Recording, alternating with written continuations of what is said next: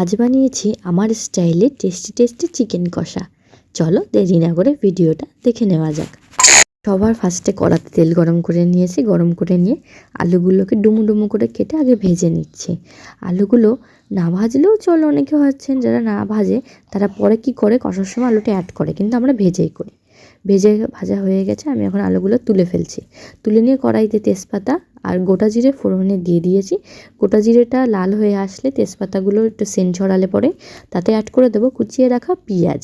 এখানে চেরা কাঁচা লঙ্কাও অ্যাড করতে পারো, কিন্তু যেহেতু আমি লঙ্কা বাটা দেই তাই কারণে আমি এখানে চেরা কাঁচা লঙ্কা অ্যাড করিনি। তারপরে পেঁয়াজগুলোকে উল্টে পাল্টে লাল লাল করে ভেজে নেব।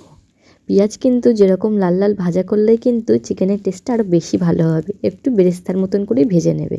তারপরে তাতে দিয়ে দিচ্ছে ধুয়ে রাখা চিকেনটা দিয়েও ও পিঠ করে ভালো করে লাল করে ভেজে নিচ্ছি।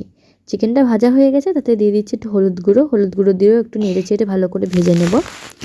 একটু ভালো করে হলুদ গুঁড়োটা চিকেনের সাথে মিশিয়ে নিচ্ছি।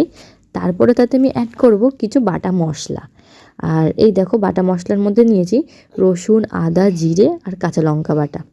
আর এইসব বাটা দিয়ে এবার মাংসটাকে ভালো করে নেড়ে চেড়ে কষবো যতক্ষণ না মাংসর থেকে তেল ছেড়ে আসছে। ভালো করে নেড়ে চেড়ে ঢাকা দিয়ে কিন্তু কষতে হবে যতক্ষণ না তেলটা পুরোপুরি চিকেনটা দিয়ে ছেড়ে দিচ্ছে, তাহলেই টেস্টটা বেশি ভালো হবে। এবার ভালো করে নেড়ে চেড়ে নিয়ে তাতে দিয়ে দিচ্ছি কাশ্মীরি লঙ্কার গুঁড়ো আর লাল লঙ্কার গুঁড়ো দেওয়ার পরেও মাংসটাকে ভালো করে নেড়ে চেড়ে কষিয়ে নিচ্ছি। মাংসটা ভালো করে না কষালে কিন্তু মাংসের টেস্ট হবে না। তারপরে মাংসেতে দিয়ে দিচ্ছি একটু টুকরো করে রাখা টমেটো। তোমরা টমেটো পেস্টও দিতে পারো। টুকরো করে রাখা টমেটো, তার মধ্যে একটু নুন দিয়েছি যাতে টমেটোটা তাড়াতাড়ি গলে যায়। টমেটোটা গলেও গেছে আর মাংসের সাথে সেটাকে আমি মিক্স করে নিচ্ছি।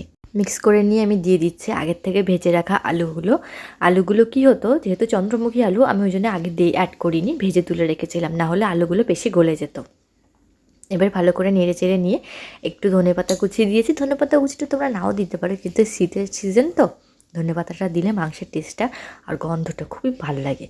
এবার দিয়েও ভালো করে নেড়ে চেড়ে আর একটু কষিয়ে নিচ্ছে আলুতে ফ্লেভার যাওয়া অবধি।